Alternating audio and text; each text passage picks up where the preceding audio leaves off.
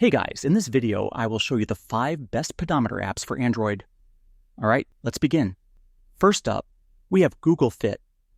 It's a simple and reliable app developed by Google that tracks your steps, calories burned, and distance covered using your phone's sensors.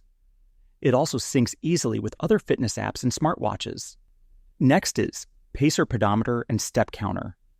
This one's great because it works offline, tracks your steps in real time, and even offers fitness challenges to keep you motivated.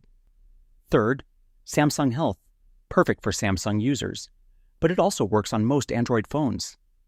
It provides detailed reports on steps, sleep, and workouts, all in one clean dashboard.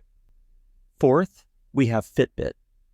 Even without a Fitbit device, you can use the app to track your steps through your phone's motion sensors and join community challenges. Finally, MyFitnessPal.